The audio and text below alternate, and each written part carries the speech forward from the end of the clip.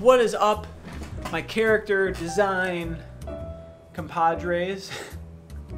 How's it going? Another week, another step in the process towards the goal of being a character designer. What are we covering this week? Well, expressions. So last week we designed the slug character, who is to be the manager for our main character, who is the space pizza delivery boy who goes yet to be named. Actually, if you have any suggestions for names for any of these characters, because I have none right now, you can leave them in the comments below, and I'd love to hear your feedback on that, because I honestly have no idea what I want these characters to be named. So last week we designed him. And this week, I wanted to go a little more in depth into that character and do some expressions for him. Now, expressions in animation are very helpful for the animators. Instead of them having to come up with the expressions themselves and putting in that extra work, you can make a sheet as a character designer that exhibits each individual expression, and it will help. It's like a shortcut guide. It's almost like a cheat guide for the animators, and it really helps speed the process along. And time is everything in this business. So, all right, so let's get going into the lay time lapse. I wanted to do several expressions for this character, and a couple of these are poses, like more poses than expressions, but they're very expressive poses, so it does count. One of them being dodging, like dodging something like a bullet zooming past him or something like that. I wanted him to be overjoyed, like, you know, yeah. A mischievous pose and expression. I wanted him also to exhibit depression beyond repair, which is, now that I see that I wrote that, that seems very sad. I wanted it to be a bad smell, smelling something bad, and a sarcastic smile. And then also some basic mouth movements like ooh, ah, ee, that sort of thing. So that really helps when you're doing like mouth flaps for animation. So like will make any sound, e will make any e sound. So when that goes me, and that makes the word. It's really cool. I went in with the mischievous pose first. I unfortunately didn't get the recording of me doing the rough sketch for these, but there will be more rough sketches. Just doing the inks over the rough sketch. These are still rough inks, but I really took the time in doing the inks to make the expressions. I pushed them even more than I wanted to, which really helps in the final product.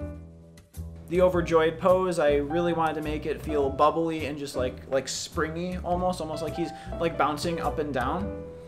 For the dodging the bullet pose, you can really play with the shape of this character because he's very organic, so I feel like he would almost move like clay or like almost watery, so it really helps a lot. So you can really bend him like rubber. So he's like, whoa, that sort of thing. And using photo reference, I just slapped in some color on those too. Just really quick, just paint bucket, put the color in.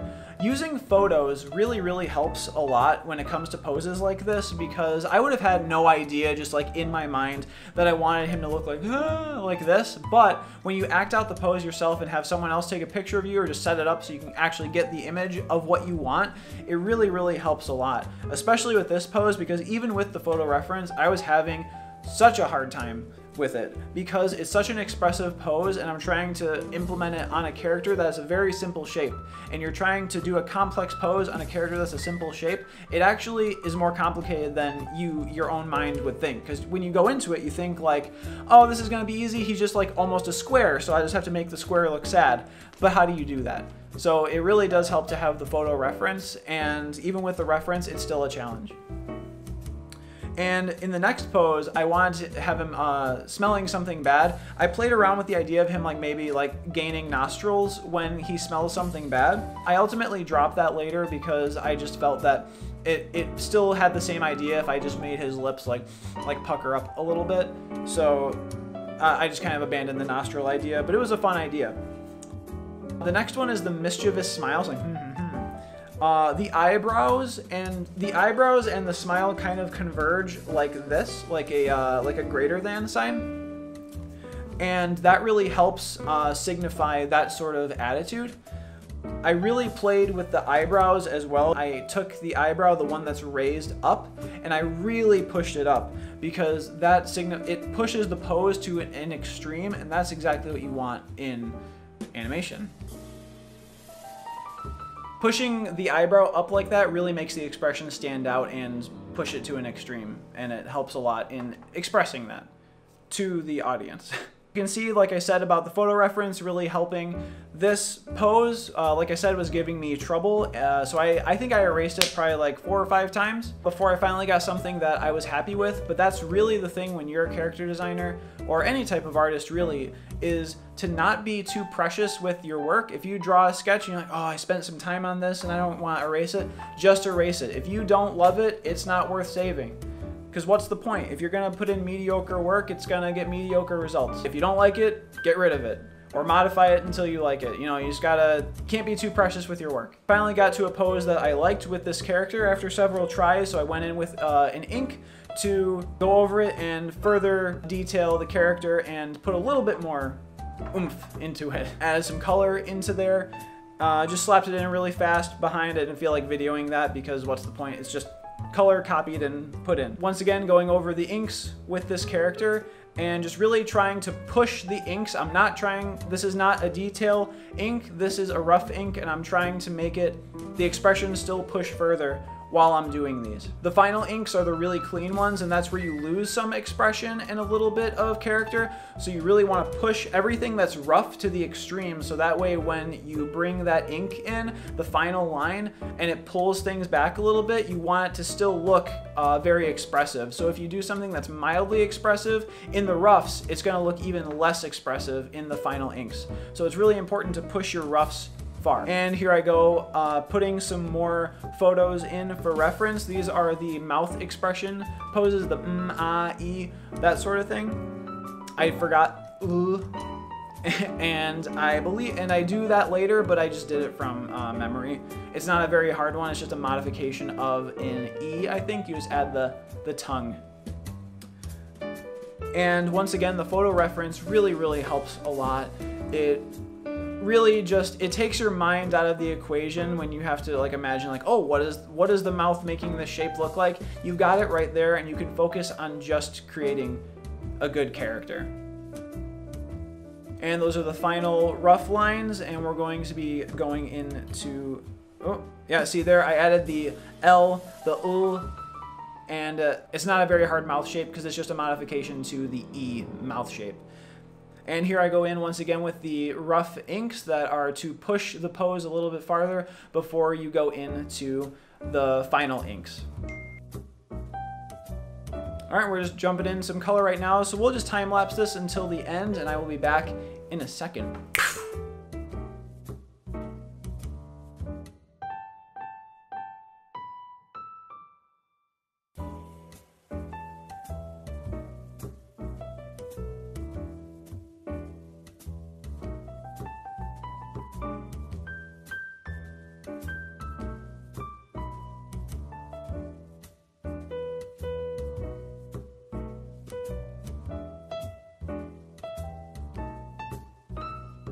And then we reached the end of our journey in doing the rough character, and then the lovely people at Apple decided to make my iPad crash, and I lost pretty much everything. I had to go back onto Facebook and find some old posts of this character, and luckily I had those on Facebook, just some old JPEGs. So all of those roughs were lost, unfortunately, but I went over and did some final inks on these characters, and you'll be able to see it right here.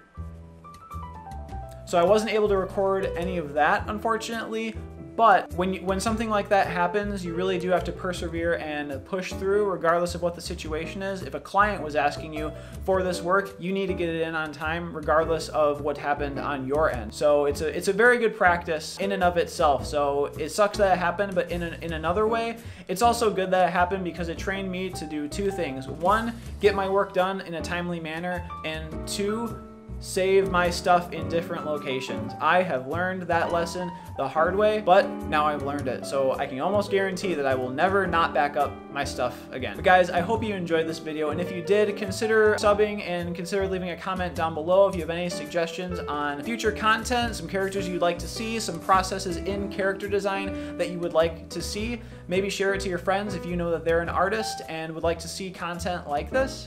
I would really appreciate it. Also, next week we are going to be having a new character enter the fray. It is going to be the love interest character to our pizza guy. So I'll leave you that with that little teaser of next week, and I will see you guys next time. Peace.